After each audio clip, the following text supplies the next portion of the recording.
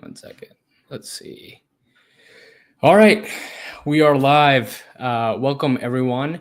This is actually my first time going live on YouTube. Um, my channel is Rings and Things, and I have my friend here, Tony Vega, aka Bald Mojito from Twitter, the Twitter sphere, Lakers Twitter, Lakers Nation, and I'm excited to break down everything related to the Lakers, the offseason, the free agency, the draft, and just get right into it and see what is upcoming. So let's get started, right? So and let's get everyone up to speed and get to where we're at today. So the season ended. It didn't go as planned, and there were a lot of question marks as to who's going to be our starting center, what are the moves that we're going to be making to get to that contingent standpoint, because as you've seen, a lot of our competitors and a lot of the teams are gearing up. West is even more challenging than it was last season, even though we finished third place. And in light of that, draft came. Dallas Mavericks somehow get the first overall pick, despite trading Luka away. Right, lucky them, right? Yeah.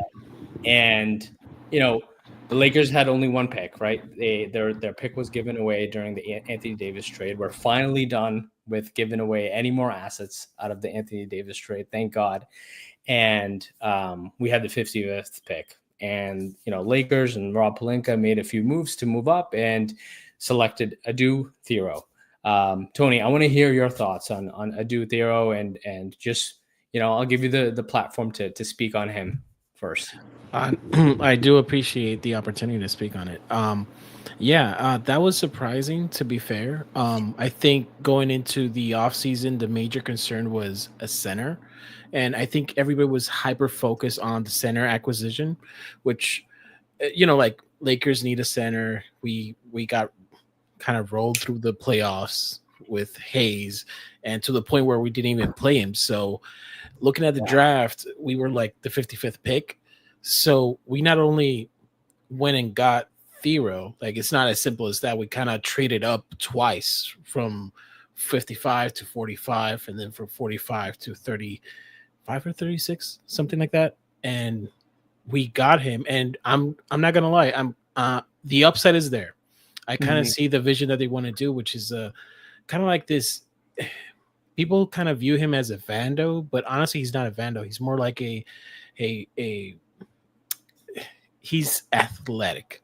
He's like he can finish. He can finish. He has kind of like a mid-range. His 3-point shot is not there. It's not developed, but the like he has freak athleticism. And I think for a team that has a Luka, a Reeves, you cannot have LeBron James be the only freak athlete. You need somebody else. Yeah. And I think that I think I know what they're trying to. If you look at Dallas when they went to the finals, do you remember that DJ J-Roll? Derrick Jones Jr.? Yeah. Yes. I think I envision him in that role. Right. Not a starter. I don't foresee him as a starter, but I can see like shades of that vision where it's like he a lot from Luka, roll to the basket, kind of like, and he is a defender. He is a top tier defender. I think all of the question marks are not on the defense, it's on the offensive end. And if he can unlock that and be solid for us and get healthy, because I think this summer league we won't be able to see him because he's still rehabbing. So, but yeah, I do like the pick. It is an upside pick. It has potential, but let's see what happens. Yeah, I was definitely stoked to see the direction that they're heading into because, if you watch the playoffs, like a lot of these teams are really, really deep. You don't know in what type of matchup you can kind of throw in this type of player where, you have an alpha freak athlete. And it's got, it was indicative in that Pacers series where Mathurin had like a huge game in the Eastern Conference Finals, but just using the athleticism, getting offensive boards, crashing the glass.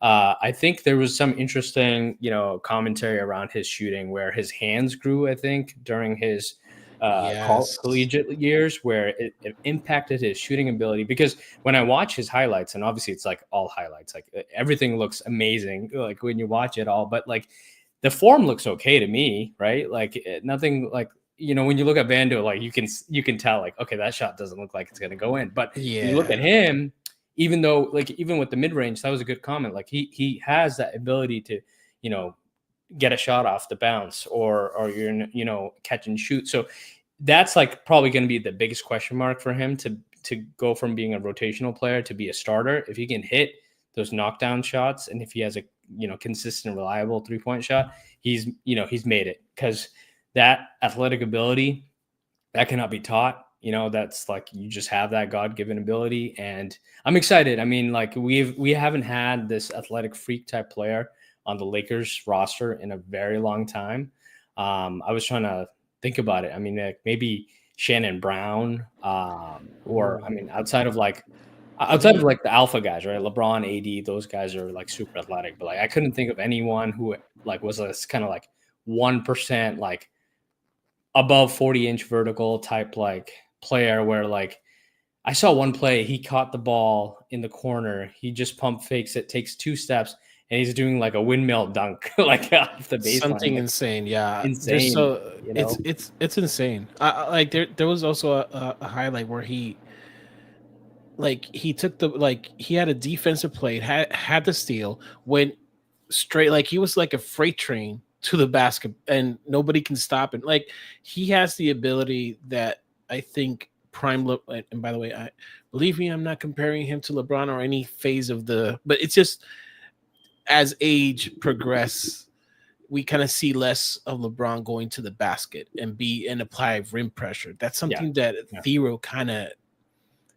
like he does. Like he does provide some rim pressure where he's fearless and he uses his athleticism to be like a freak athlete. I think Sam Vecini kind of said like he's like a tier below the Thompson twins. Like yeah. just like, and That's that's insane insane if you to, think about it. That's insane if you think about it. Like, yeah, just yeah, yeah.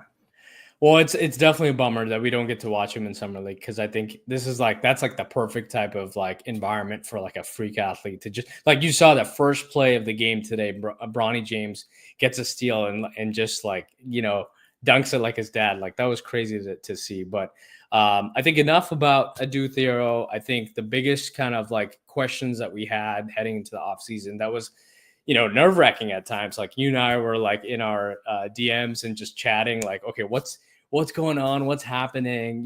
Talk me through what your, idea or vision was heading into the off season, and then how it kind of played out, like from reality, from, signing Jake LaRavia, DFS going away, and then Ayton finally coming. Like we went through that whole kind of drama of 48 hours plus and trying to yeah. figure out where he's going. Talk me through all that. So I think once the season ended and we kind of saw the finals, we all kind of came to the same consensus where it's like we need athletes, we need perimeter defense, we need two-way versatility, we need a sorry, I'm not gonna curse, but we need a goddamn center. Like we need somebody. And then you go through the list. You and my I was pretty high on Jake, and and you can go to my Yeah. tweets. Like I think I way back I said like Lakers need to target him because I kind of see the upside in him. Like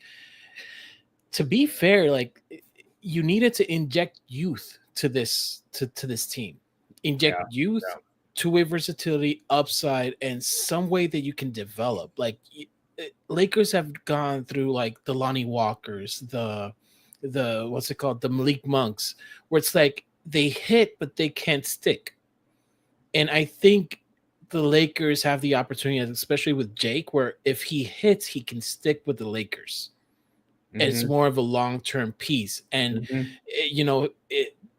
we can go over the deal later, but I think getting him at that price point was crucial, and I think it was something that the Lakers desperately need, which is just somebody.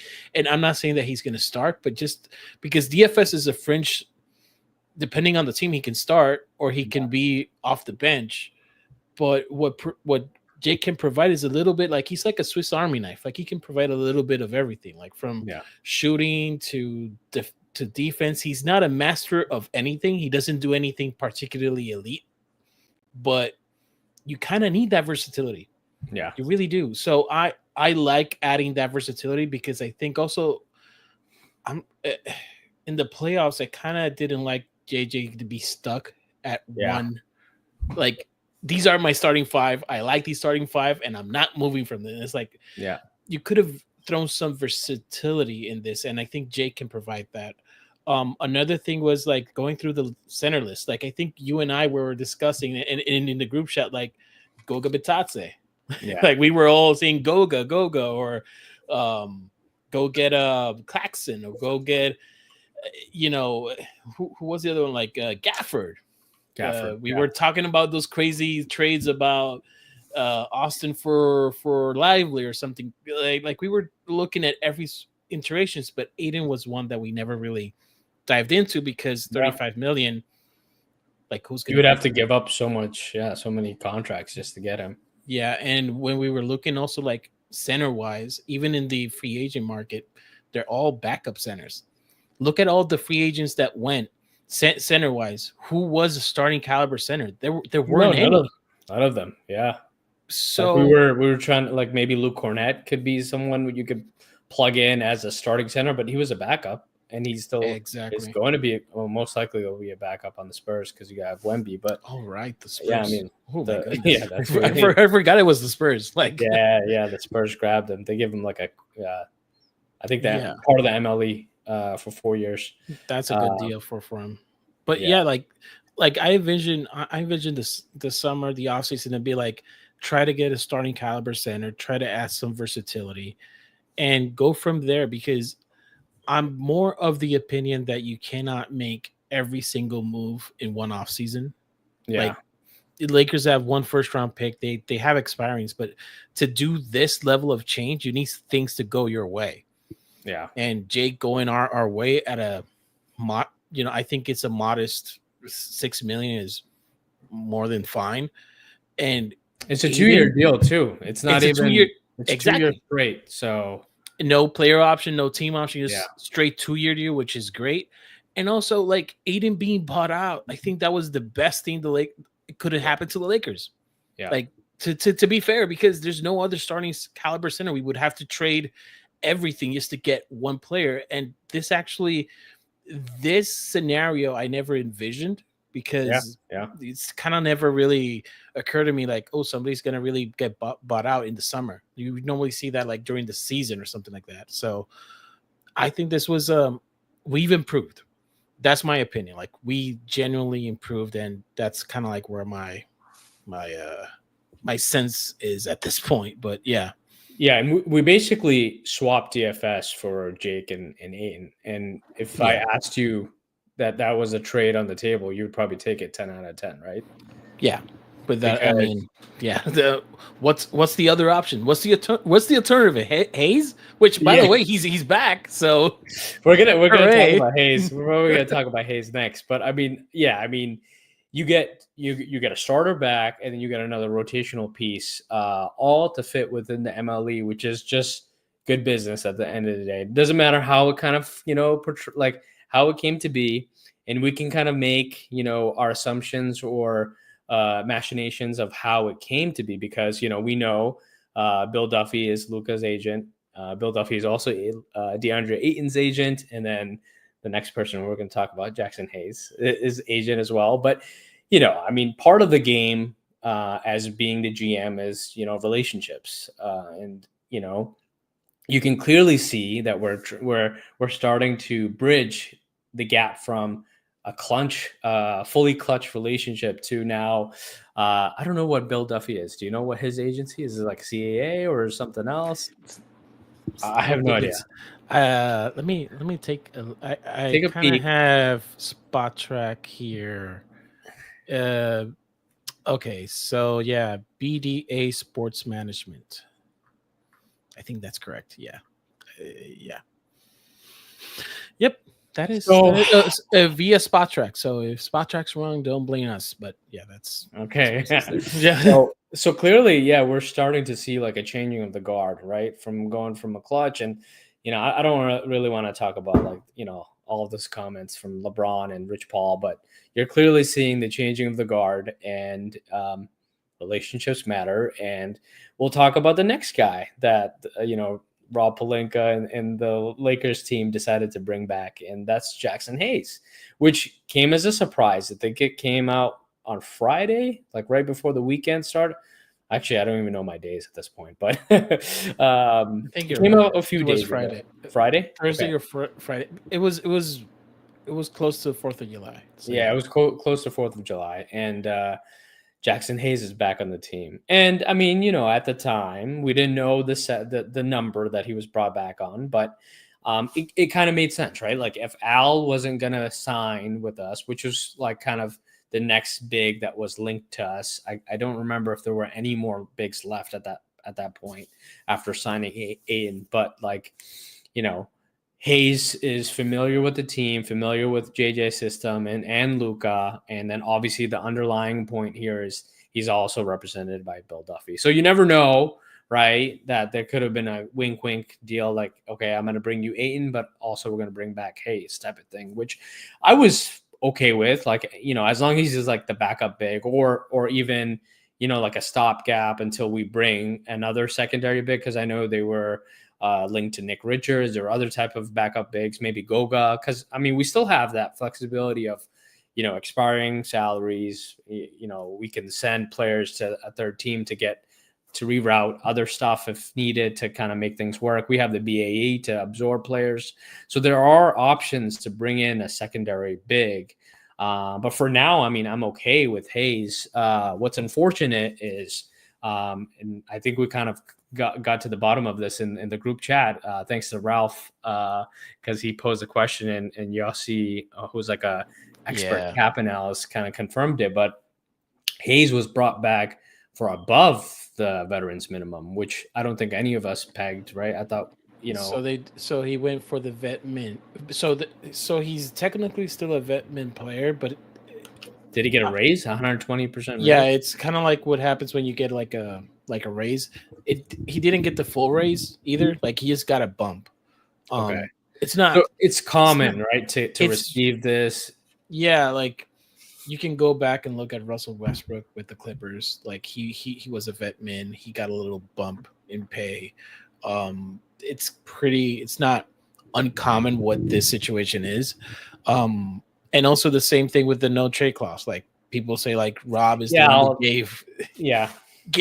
that, but Yeah. that's more of a new CBA thing. Like that's Well, more Wagner got a no trade clause because he signed for the third time on the Magic. So any player correct. that signs Exactly. for the third time gets that. Because I believe it's because they are awarded their full bird rights, right? So they have power, something related to that. It's to protect their early bird rights. So Right. basically, To it's protect them. like Yeah. because if they get traded, you lose those bird rights. Right. So Right. that's So the issue. So like they would have to choose where to go, yeah. and Yeah. Yeah. because they don't have the full bird. Like normally, if you get traded and you have full bird rights, that's a different story. But it's early, so It's hard too with a vet min. So yeah. yeah. But at 3 point, okay, I'll be an advocate. Like I you can go back to my tweets. Like I basically said, tell me the number to determine if I crash out or not. Yeah. And I'm not gonna crash out, but I will say it's interesting because it basically positioned the Lakers, and we kind of discussed this where you either have to trade or you have to make a move. And with Hayes and what he provides, like if I take away the contract and you just look at the player, like let's be objective. During the season, he did a lot of good for us. Yeah. Like He did. Yeah. like it's the playoffs were like eye bleeding Uh to huh. see, but It was a horrible we matchup. Let's just be honest. I mean, it was the worst correct. possible matchup to get in the first round. I mean, I think Yeah. all of us, like a lot of us, were expecting to face the Warriors. Like, let's be real. I thought we would face the Warriors, and then um, a few things happened where it just trickled down to the fact that we faced Minnesota, and I still felt good about that situation heading into it. But we're up for definitely a rude awakening. But Hayes did provide, like he's like as now our backup big moving forward.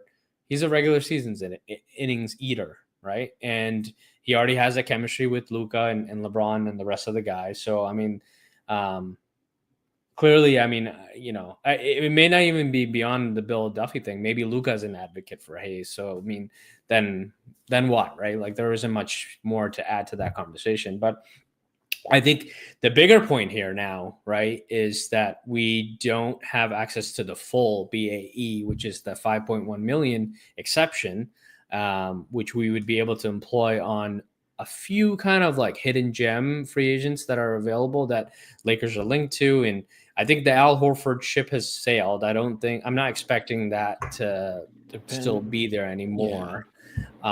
Because I know Denver's dealing with the Jonas Valanciunas thing, and I think they're trying to hold on to him as much as possible. Which Right. deal with that. I don't really care. Like they already had a great offseason, but we don't really need to talk about that. I'm fine with Al joining. The Warriors, like they can add another 40-year-old to their team and continue to get old and slow. I think he's going to be a great fit. Not saying that he's not going to be a good one. He'll still have positive impact, but he's still old, right? So that's the problem there. But I think there are ways to maneuver and get additional relief to that BAE. But I'll let you to speak on the options we have. Yeah, no, I think there are. I mean, you mentioned the Anthony Melton is another one that's, Oh yeah, yeah, that he could be obtainable for us. it's crazy he hasn't been signed yet. I mean, we have to Yeah, think, right? Like we have to assume that there's something. I mean, he was the first guy. Do you follow Dan Wiki? He's like the new athletic guy now. He replaced I Joe I Vaughn. follow him. Yeah, I He follow was him on he Twitter. that was one of his first tweets that he posted like an Mm. hour before um free agent, or I guess it wasn't, I guess when they could start discussing or talking, that the Lakers are heavily linked and there's strong Oh, mutual interest between the Lakers and Melton. It was like at 4 o'clock Eastern time on the east. I'm in the East Coast, and I'm like, oh, this is going to be a done deal. Because usually when you see one of those kind of source tweets, it's like it's bound to happen type of thing. But like, and I think he tweeted a few days ago that they still have interest. But I haven't seen too many commentaries from like other teams or other people like talking to Melton. I don't think he's going to go back to Golden State. Golden State traded him away last year. I don't think Um, so either. I so think there. Okay, so this is more of a conspiracy. let's So hear it. Yeah. it's just a matter of like not the Giannis situation, but like Golden State. They haven't even done anything of substance. They just basically They're waiting on Kaminga, right? they're waiting on the Kaminga situation. There's a Quentin Grimes situation. There's the Giddy, and I think for a guy like Melton, like I don't think he's a very solid player. He's kind of like what you kind of want a prototypical two-way player. Like he can play defense, he can play a bit of, like he can play make, and I think the market for him is bigger than what we think of. And I think if let's say we can only offer the biannual, let's say it's 5.1, assuming, and we're gonna discuss why, but there's other teams with full MLEs. There's other Yeah. teams that may give him more money, 7, 8, more than us, and more opportunity. Because the other part is like if he can go to a place where they can showcase him a bit more, that can put him in a position where it's difficult. Like I'm with Ralph when we were discussing like this, and I think he had a tweet, the longer it takes for to Oh, sign him, sure. the less probability he ends up with the Lakers. I Yeah. kind of have that in the back of my mind because I do feel like there's other opportunities. There's other like scary thought. Denver has still their MLE. Like Yeah. scary thought. Like there's other teams out there that may use his services, and he fits. He's kind of like just put him on the rotation. He fits instantly. So it's scary. So I wouldn't Yeah. put the Lakers like forefront that will get him, but looking at the cap space, like looking at our situation with the Hayes situation, like I'm not gonna lie, like our only option to open it up is basically waive both Goodwin and Jake. Yeah. And like even then we won't have enough to sign the 15th player. Yeah. I mean, Unless yeah. I think where my mind comes to is we just need to make a consolidation trade or a trade where Agreed. or a trade where we go get that wing player. So obviously we haven't talked about him, but Andrew Wiggins has been a player that we've been kind of eyeing and kind of like the perfect fit type player that you can kind of think of that's available in the market right now. I mean, as much as we'd love Herb Jones and those types of archetype players, they're just not going to be readily available, and it'll cost us an arm and a leg, right? But I think Wiggins is that kind of. I mean, we know Miami Heat is throwing him on every trade table, Yeah. right? And they don't want to pay him. They want to get out. They want to duck the tax. So, I mean, it just makes so much sense, right? For the Wiggins to be on the move. I think there's a deal to be had there that could be fair for both sides, but Miami is not really budging on their asking price, which is ridiculous. Because they want a first, they want Dalton plus Rui, and the way Dalton's been going at Summer League, maybe that offer was fair, but we don't really have to get to that point yet. But yeah, so I think Wiggins would be a good fit to the team, and Melton I think would be a great fit too. And he's only 27, despite his injuries. And what I'm kind of worried about too, right, is that like we could, if there was at least a deal or a verbal agreement in place, we could lock that down and say that it's going to happen. Because I think there's a point, right, in the offseason where you can at least have like 20 players rostered, but it's like, okay, now you just need to figure out like the workarounds where you need to get it to 15 by a certain point. So like, okay, then it's like, okay, we know that a trade or some sort of consolidation is going to be coming at some point. It's just we don't know what and when and where. I think that's the next point, but maybe Melton hasn't agreed yet, right? And I think he's trying to wait out and see how things go. I think what's making things really difficult though is all these buyout candidates, buyout players, right? So like we know Beal's going to get bought out like at any point now. So, and that's a big name. I don't know if the Lakers have a good shot at him, and we don't obviously have like the financial flexibility to pay more than what other teams will be able to pay him, like the Bucks, for example. I think the Bucks can pay more than us. I think the Pacers still have their MLE. Yep. The Nuggets really want to go after him. They have, I think they have some buying power. I'm not sure. They still have. So just going through here the list. So Bucks have the full MLE still available. Denver Nuggets, from my understanding, still have it, and I'm just going to take. I heard Denver would get it if they let Jonas go. Jonas, whatever his name is. Well, currently, as is, they don't have it. They would have to let Jonas go. Yeah, but they still have the taxpayer MLE to offer. Okay, so that's 5. an option. That's like the 5 million. Yeah, from my understanding here. Yep, because Tim Hardaway is a vet min, Bruce Brown's a vet min, Jonas is 10 on a trade, and Cam Johnson, which by the way, that team's nasty. And like I try to not to look at their roster because it's like no thank you. Miami's another one. Miami, like people have said, like Beal in Miami. Miami has had interest before in trading for Beal when he was in the Wizards, but that never came to fruition. Maybe there's something there. They still have their MLE, but they have counting right now. They have 15 players. Yeah. So who do they cut to make space? I don't know. Maybe a Wiggins. Maybe. But that's also. Let me preface this. That's also part of the calculus when it comes to this situation where it's like we do have expirings, but let's say, for instance, from the Miami point of view, we give our expirings to them. Where's the roster spots going to come?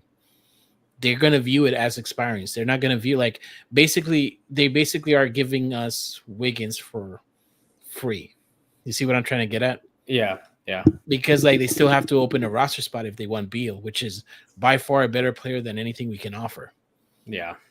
So And I those, and I think that's like the stopping point for all these teams, right? Which is why we haven't correct. seen any moves like other than like players that are returning, which is kind of annoying because like usually I enjoy when the free agency is kind of like fast paced and things are kind of cracking here and there, but it's been really really slow this time around. Thank you, CJ McCollum, for that CBA. CJ That's McCollum and Grant yeah. Williams, whoever was part of that CBA discussion. Whoever made that like it kind of took the joy out of free agency because I remember the fireworks, like it was At total midnight, madness remember it and was chaos. midnight. It Yes, started at midnight, and then now it's like 5 p.m. Eastern time or something. It was just so you have to wait through the whole day, and then yeah, and then it's like the tampering thing where it's like, oh wait, how are they announcing since it's just said like, and then everybody like the information gets like slowly filtered through Shams. Like I I don't know. Those were the days where Woj and Shams were actually fighting for who gets to announce it first. Those were the days. yeah. Those were the fun days. But So I just found Adu Thero's contract finally has been publicized. It's a yes. 3-year, $5.95 million dollar deal. Mm-hmm. First 2 years are two fully guaranteed, and third year is a team option. I would have hoped they went for the 4 years, but I guess there's two options, right? For They the went for the 4 year. Wait, can you let me see? Let me they take a went look. for the 3-year option. The 3 year option. Wait, is that the Josie contract? Where did you get that? I guess. Go to Mike Scotto. Mike Scotto. Yeah, he just posted it. Okay, Mike Scotto. I don't know if that changes. Is that your cap sheet that you've been sharing on your feed? Yeah, it's just honestly, it's it's Josie's cap sheet, but it's just my rendition taking Gotcha. away. But Gotcha. it's the same thing. It's the same talking points. Okay, Michael Scotto, why aren't you? Oh boy. Oh, there we go. I apologize. Where does he? So 3 year 595. Third year is a team option. That's interesting. Why didn't Um, they do a 4-year? That's I don't weird. know. Even in spot track, it's listed as a 4 year, 1.272, so 1.2 million. But that's interesting. Yeah, I I guess the don't. four years would just be 8.69, 1.27. That's what Hmm, another 4-year deal at it. that's interesting. I wonder. Now, I mean, it doesn't really change from my understanding. It's still the same type of deal. It's 1.2. So unless they change that, then I'm sorry to say, like we're in a worse shape in terms of using that biannual. Which, by the way, like depending on where you land on this, depending if you uh, could be that they're really aiming to make a trade because that's the only way you open up the biannual fully is to make a trade and Yeah, like consolidate some of this. I just saw a good example of a trade on the feed right now is Gabe Vincent plus Dalton Connect for Thibault. The 2-for-1 right there. Then you get full access to the VA, and then you open a roster spot too. Would you? Okay, my question is, would you start Tybal or not?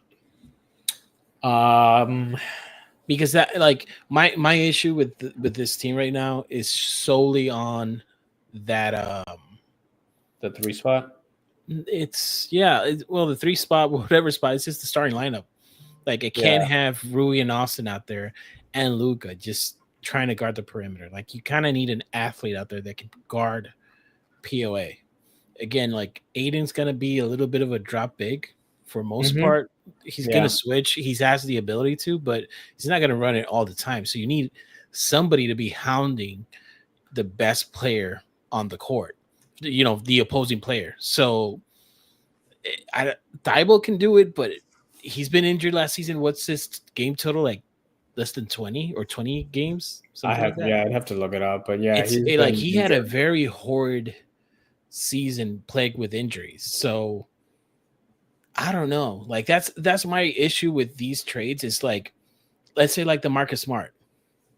There's like the Marcus Smart trade. Oh, great. But looking at the landscape, he could be a buyout guy. He Like, could be. Yeah, like that's a tough one.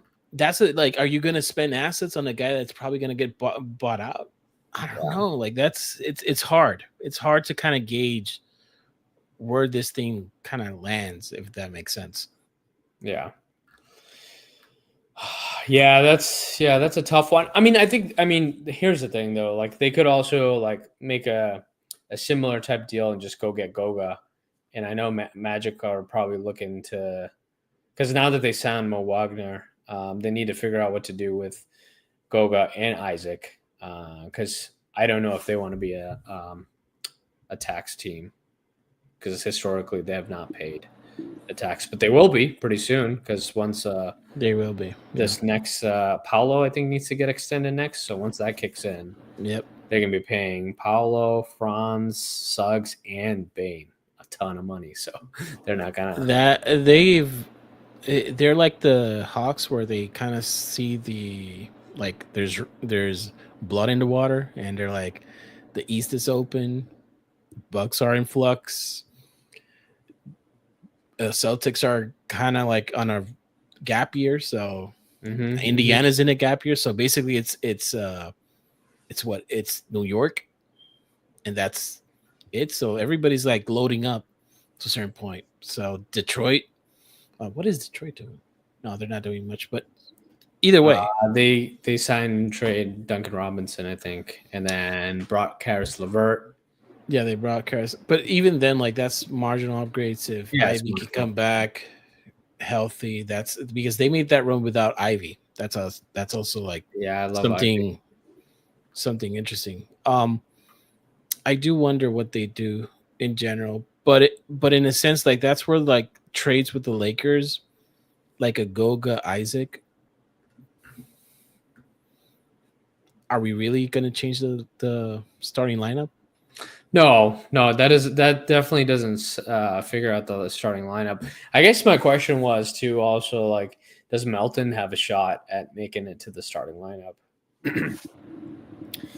I think there's scalability to his trade. Like, I think he does. I think he He really has a does. shot at it. And that's concerning, to be fair, because like It is. Melton is, like, think about it. He could be in this team fully healthy. What, the fifth best player? Yeah. Because like Vando isn't, like, just go through the pecking order. Gabe Vince, like, he's better than Gabe Vincent. He's better than, I mean, LaRavia is a question mark. Even I'm a fan of LaRavia, but we have to see it to believe it, kind of thing. Like, he's more of a bench player. So just going through the list, it's not hard to think that Melton could be that fifth starter. So Yeah. Yeah. Because and that's what I think the thought process is, let's try to bring back last year's team. And if you look at it, last year's starting team during the regular season was pretty good, and that was with Hayes. Now you swap Hayes out for Ayton, and you have Luca, Reeves, Rui, and LeBron. Um, Now I think JJ will need to kind of really think about schematically what to do defensively and offensively. Yeah, I think you're right. They probably run a little bit of drop. They probably run a little bit of switching. Um, Maybe they do a little bit of a full court press to kind of, um, eat up shot clock, so that, the offenses that they are up against, they're a little bit more rush, and then now you can kind of time some of your closeouts and whatnot. But yeah, I think that's a big hole. I mean, there's no way around it, and there's no way to kind of solve that problem through free agency. It has to be via trade. Um, the only, Wiggins is one of the options. I think one player I liked. what was his name? O'Shea Agbaji on the Raptors. He doesn't Yeah. make a lot of money. I don't know what Toronto's kind of future is with paying their guys. But they did bring in Brandon Ingram last year. Scotty Barnes, they're gonna have to pay. They just paid Jakob Portal. So for them, Agbaji is like kind of a rotational player anyway. So if they can get some relief and maybe some picks, it makes a ton of sense. I think he could start, to be honest. He can play that 3-2-3 type role and Yeah. guard up and down. He's super athletic. He kind of fits the mold of what I think this team is trying to head towards, which is to put in a bunch of athletes around Luca, and then he's a great spot up shooter.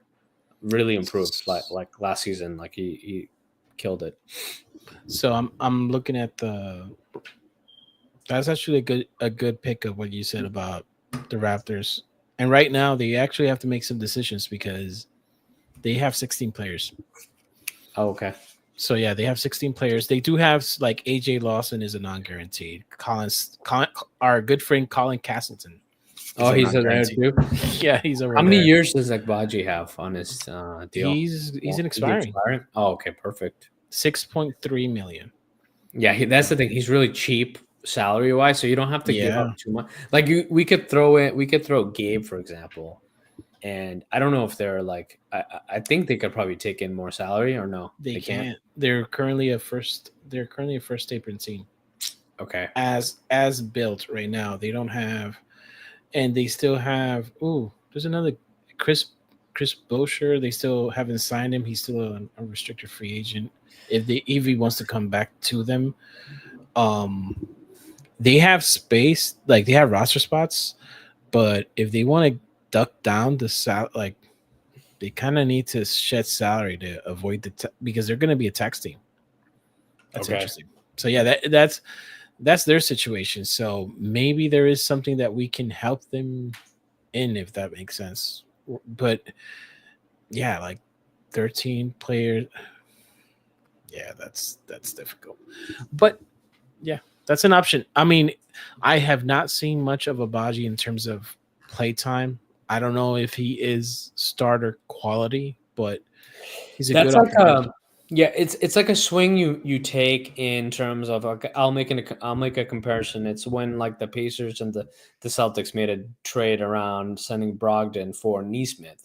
Neesmith was kind of that like okay, you're looking for potential in a player that's starting to show the skills that are needed to put around like 3-and-D type player, which is what I've seen in terms of flashes, and it's not a large swing to make. And if you swing and miss, you're probably what you get to like first base, second base. You don't get the home run, but at least you get a player added to your ecosystem that fits what you are looking to do.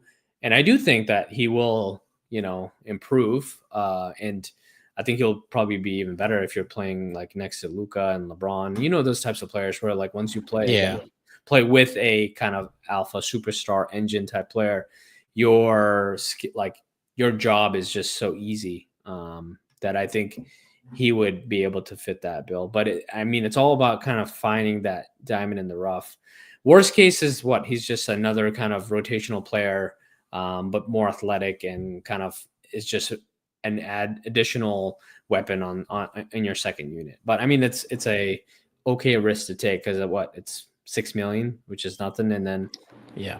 you extend them at a hopefully cost controlled And he's amount. restricted too. So if he gets way too expensive or finds a better offer out there, then you You can let him sign go. and trade them, right? Depending, you can sign and trade him.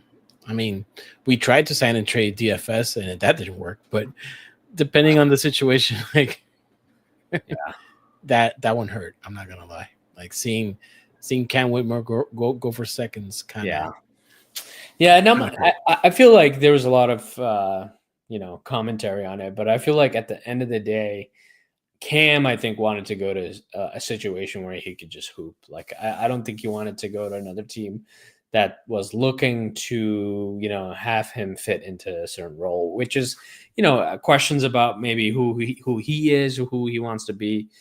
that's fine. I mean, if he wants to go to play for the Wizards, then because I think there were probably a lot of teams. I mean, even Phoenix wanted him on the table, or I guess no, Houston wanted to send him, but Phoenix opted for more second round picks, which allowed them to make a bunch of moves in this year's draft to really load up on young talent.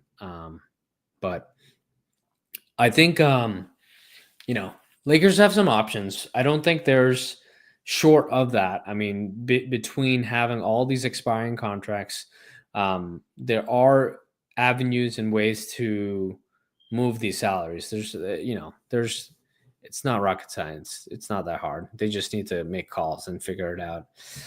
What I'm hoping for though is that these decisions get made soon and get made before the season starts, because I do not want to kind of, which Rob does like to do. Rob does like to enter a season kind of in a pseudo state and then see if the team is worth investing in. And then the deadline comes and he makes like 2-3 trades to kind of make a team whole. But I'd like him to make those decisions because Luka's extension date is coming up soon, which is, I believe, August 2nd. So for him to, okay, I got you a starting center, I found you a wing, whoever that solution may be, and I made all these signings with like, okay, I brought in Jake, I brought in Hayes back, that's your buddy, and then also Jake LaRavia. So then that's like a pretty good story that you have. And then also, okay, I'm able to give you this large extension. And I think Luka would be more than happy to sign that. And, you have a Luka that's motivated to come back, and hopefully it's revenge season for him. But I think that's my thoughts on that. What do you think? I I agree with you. I agree with all that, and I think there's going to be more clarity by um it's going to be more clarity by July 20th. July Yeah, 20th is the guarantee date on Jake Milton. I good think point. by Good point. that point we'll kind of have an understanding, because if they pick it up and he's not waived, then we're kind of like in the WTF mode where it's like, okay, so we're really making a trade, because one of the easiest avenues to clear up a roster spot to kind of get that 3.9 million of the biennial, because it's not the full biennial, it's only 3.9, Yeah. is to waive Shake and create that roster spot. If not, then what are we doing? Because right now we're full at 15. So that's the flex. We technically have two roster spots with Goodwin and Shake, but Yeah. I think in generality, I think regardless, Luka's gonna take that extension like he wants to, and it's probably gonna be. And I implore people, like, if he does take a 2 year or three, I think it's 3 year. He needs 3 more years or two to get that 10 year. Okay. If he can get the 10 year, he can get 35% of the cap, which is the super max, Supermax. and because that's part of the reason why this trade to the Lakers kind of hurt Luka, because it kind of hurt him financially if you think Oh about yeah, it. yeah. Like We're gonna be able to sign him less than what Dallas would have been and off. no other team's going to be able to do that to a certain point. So it's like, and also I'll put some. Maybe this is Rob Bale. Maybe this is front office Lakers Bale, but they've positioned themselves where they can pivot. Not in 2027, where a lot of people are looking like, oh, Giannis is gonna have a player option, or all these like star players. But 2026, we're gonna be projected with cap space. Like if LeBron's not here, like in general, this is pretty clean. Yeah, yeah, The books are really clean in terms of cap space. Like, yeah. and you have a genuine opportunity in 2026 to build this around Luka in a way that we're not able to do this offseason. And also the crop of role players. This is another part. If Jalen Duren does an extension, he's a restricted free agent. Mm-hmm. We can go after him. A Jalen Ivy. There's going to be a crop of restricted free agents too. Yeah. Then maybe that's something that the Lakers like. I know we're all focused about this offseason in terms of like now, but Yeah. the now and the future is looking a bit more positive and a bit more uplifting, looking at like this could be something that the Lakers can work with Luka. So I think he's going to sign it. I truly think he's going to sign it, but he doesn't need to sign it in August 2nd. He can wait. That's the other part. He can wait until, hey Rob, do that trade so I can Yeah, sign. yeah, he could do like, that. He like he use that could as do that. yeah, yeah. Yeah. Yeah, no, that's a good point too that you make. That like a lot of people on the timeline, they'll freak out and they'll look at like the top 5, top 10 names that are free agents for 2026 or 2027. But I think what is probably the biggest takeaway that I am observing when I watch these teams play basketball is you need to have a really really deep and versatile team. So if you're able to use a lot of that cap space to go get role players that fit Luca, that's in your best interest. Then loading up with stars because that doesn't work anymore. You need the depth. Like it's so important to be able to throw out different types of lineups and combinations of players and whatnot. And Luca himself is able to take a bunch of nobodies, which he's able to do from his tenure in Dallas, very deep in the playoffs. So I think that's the vision, and I think part of it too is ownership and the front office and everything's going to be changing in probably like a year or so. So they may want to keep things kind of status quo and clean till they come in and make the decisions the way they want to make decisions.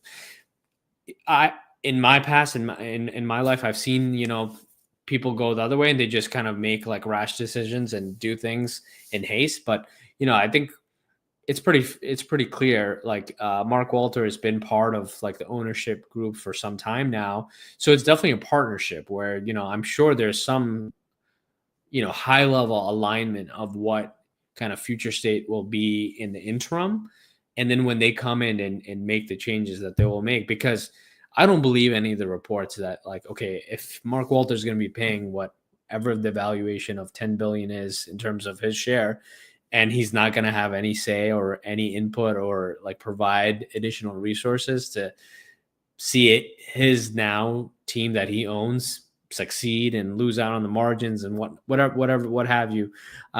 He's definitely going to make a splash in terms of resources and whatnot within the front office, and definitely bring in the brightest of minds and people that are really resourced into the organization. I think that's going to be a day I can't wait for because it'll definitely help us avoid all the nerves and the stress that we have when each decision kind of gets laid out.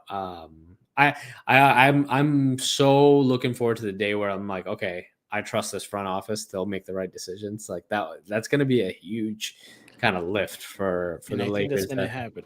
And I think that's Huh? going to happen with the Luca trade. I mean, with the Luca era. Sorry, not trade. Like Oh during the yeah, Luca era, I think we're yeah, going to see that. And I think that's where people also have to like be looking a bit more positive at the acquisition, because like the question, like, does Rob know this guy? Does Rob know this person? Like they may invest into a pro scouting department. They may invest and put people in the right positions where it's like yeah, they're like, even if Rob's still the hub in terms of decision making, maybe he now has the resources to employ and see like what's out there that he can yeah, get. And that's vital, to be fair. yeah. So Yeah. So, I mean, we say all this to say that, I think the future is bright, right? There's a lot to look forward to. There's a lot of positivity. I think people freak out. People kind of lose their minds over each kind of little detail or decision. And, there's definitely areas that the front office and everyone else can kind of improve upon. But we're still, I'd say, in a good situation moving forward. We have Luca, who is, one of the best players in the game. We're also kind of, which we didn't really touch upon in this show, but, we're dealing with a superstar player who's kind of tailing the end of his career. So we're kind of maneuvering with that, which makes things a little tricky, difficult, right? Like he opted into his contract and He deserves all the money that he makes, but with that comes like, okay, he's still a 41-year-old superstar, and that there's some redundancy between him and Luka, which is fair to kind of say, and they both are really great players. And let's give it an off season. Let's see how they play next year. But it just makes things a little bit challenging, obviously, kind of like roster makeup wise, right? Like if you're able to allocate that money to a different position or a different need for the team, I think our team would be even better. But it's hard to kind of put a value or number to LeBron, right? Like it's LeBron James. So, but yeah, I mean, Tony, thank you so much for joining me today. It's like I said, it's my first time going live. It was definitely fun to kind of break down everything related to the off season for the Lakers. I'll continue to kind of jump on and go live and talk about things that are happening with the Lakers. But anything that you want to add at the end of this? I just want to say thank you for having me. It's been a minute. You can, if anything, you guys can see me also like on Twitter. Uh, I'm also on Playback, Purple and Gold Mines, or PGM Fan Cave. I'm there, but Are you doing summer league games for playback or just regular? we are doing summer league games. We're going to host I think Tuesday is the next game. Is that when they're in Vegas? I think that's when they're in Vegas. I think today was the last, when the recording of this was the last California Classic game, and now they're going to head to Vegas. So yeah, we're going to be covering that on Playback. We're going to see it live and just interact and see how Bronny, and unfortunately Thiero's not going to be there, but Bronny and Dalton. So yeah. Bronny's looked really great today. He looked awesome, and He looked amazing. I'm not gonna lie. Like the fact that he can defend, like he looked like the prototypical guy that you wanted in terms of POA. So hopefully we get more of that. He reminded me of like a Davion Mitchell type Yep. player that the Kings drafted. Now he's on the Heat, but like if he can tap into that role, then there's a sizable opportunity on this year's team for him to fit. There is literally a massive hole that he can fill. So yeah, and his shooting looked good too. Like his shot looked good. It's amazing what confidence can definitely do to you, and maybe that is something that he was able to grow into, because it's definitely tough to play in your dad's shadow, and now you're on the same team as your dad and all that kind of fun stuff. But I'm sure on your Playback you said purple and gold mines. purple and gold mines. You can look at my page on Ball Mojito on Twitter. It's linked there. Awesome. And yeah, I do some articles as well. I host spaces, but it's mostly all Laker content. So I think I'm a freak when it comes to the Lakers, but yeah, as every fan is. But yeah, awesome. Thank you. Well, thank you so much, Tony, and for everyone who joined the live stream or will watch afterwards, please give a like and subscribe to the channel. Really appreciate talking to you today, Tony. It's always fun catching up with you and talking about Lakers. So take care. Likewise. All right, bye.